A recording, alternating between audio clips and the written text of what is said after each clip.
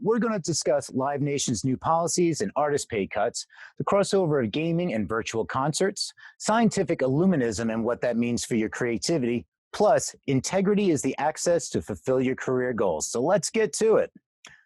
Last week, Rolling Stone reported a memo that Live Nation wants artists to take pay cuts and cancellation burdens for shows in 2021, which naturally created a stir throughout the industry, and even the normally verbose Bob Lefsetz was especially vociferous. The memo showed many of the new policies shifted financial burden to the artists. For example, the company wants to decrease the monetary guarantees promised to artists before the event by 20% across the board. But just yesterday, Polestar spoke with Live Nation's Charles Attal saying artists will be paid the same. Live Nation will always be the artist-friendly company. In the article, he states, the language around cancellations in particular has been excised from all agreements and, quote, in retrospect should not have been in there. He added, we're not going to jam artists. It doesn't need to be in the deal terms, and hopefully we won't have to deal with it. He continued by saying artists will get paid the same amount as they did in 2019, and the memo was just the beginning of a conversation around booking talent for 2021. One major point to note that was often overlooked in conversation is that the memo is for booking artists at festival only. Sam, this spread through the industry like wildfire, and everyone had quite a bit to say. I even noticed that for once, you agreed with Bob Lefsetz. What's your take on this? Yeah, so I don't typically side with Bob Lefsetz, but a stopped clock is right twice a day. I find him to be kind of a angry old man on the hill when it comes to the music industry, but sometimes that guy's got a point. Look, I think the thing here from Charles Attal, who runs C3 under Live Nation, it's a walk back, pretty typical walk back. Like, we're open to figuring it out. There's a lot to still figure out and discuss and negotiate and blah, blah, blah, blah, blah. Yeah, but like the memo sent to talent agencies was like a list of policies, not a list of, hey, we're thinking about these things. And if it's all right with you, I'd like to go point by point on this memo and just kind of give like my immediate thought. Cool?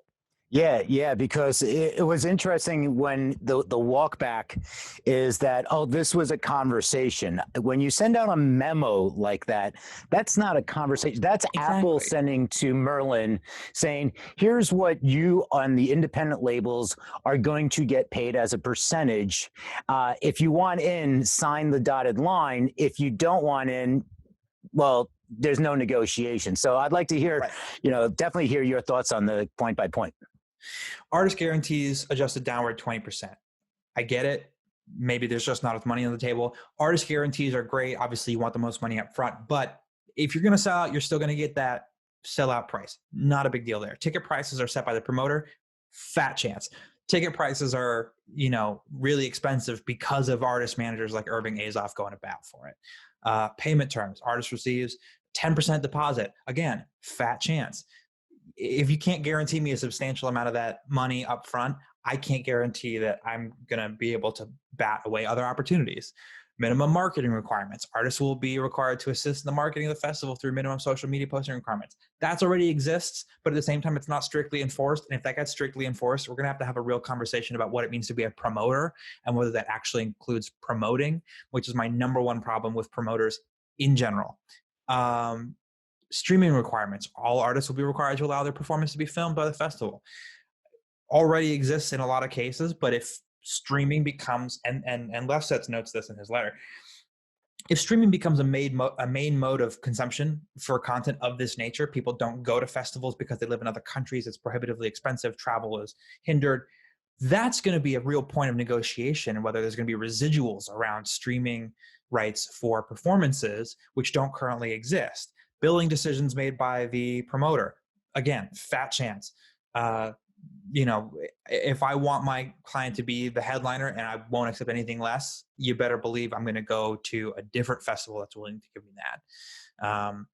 Purchaser retains 30% of all artist merchandise. Not uncommon, especially if they're doing all the sales on site. In some cases, even 60-40. where 40% holds onto the festival. I hate it, but it is what it is. Airfare and accommodations to be the responsibility of the artist.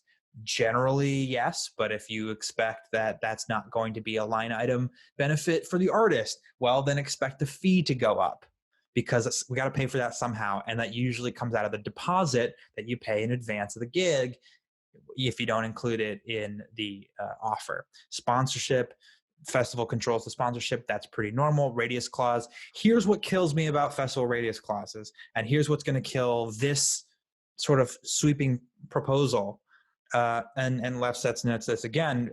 And so one of the things that I agree with him most on this whole thing, if you tell me a year in advance that I am locked out of a large geographic radius for a long period of time, and then a month out the festival cancels because of undersold tickets and I'm up the creek without a paddle, I also don't have a tour that I can do. And understandably, like, tour season is typically spring and fall, and festival season is typically summer. But let's say your festival is like Gov Ball and it's beginning of June, and you have a 180-day radius clause, as I've seen in some instances for the particularly large festivals. Well, then we're looking at the entire year you can't play in a given market, end to end. Calendar year is locked out. So no spring and no fall touring on that front. That's, to me, when you have cancellation terms that basically overfavor the festival when the artist, shoulders that much risk. It's insulting when Live Nation's like, oh, artists should shoulder more financial risk. It's like, they already are. It's cancellation due to poor sales. Artists will receive 25% of the guarantee. Okay, I guess. But again, like, tour problem. Cancellation by artist. If the artist cancels its performance, the artist will pay the promoter 2 times the artist's fee. Get lost. Absolutely not. Stuff happens all the time. So, if it's like a $3 million headline fee, I'm not paying you $6 million because of a death in the family or something. So that's kind of there's so many points. There's a color, and I'd like to dive. I mean, we could go on for a real long time, and there's so many points, word by word. Yeah. So there were 2 things that I really noticed. And you're going back to that radius clause, which is like, you see, like, here's the 500-mile radius clause. And especially with DJs like EDM festivals. And that's just trying to, that's just competitive trying to lock out for the other festival. But, they get paid more. They get paid more for that. Some festivals are like, all right, we're dropping top dollar on this. But again, if you're locked out for 180 days, 500 miles, and then some, it's like, and you only can get a percentage if it's canceled at that. So it's, again, you're out of luck. You're shit out of luck. Right. One of the questions that I had, and this goes back to the festival organizer, they can stream and use the recording for all future media. And it seemed like, so if, I was a festival, what it seems to me is that, all right, I'm the festival organizer. I now own all the rights. I can put out a documentary. I can put out just here's the video of everything. I can put on all media platforms and I own it, and I don't have to pay any royalties for that. Is that what's that's worded?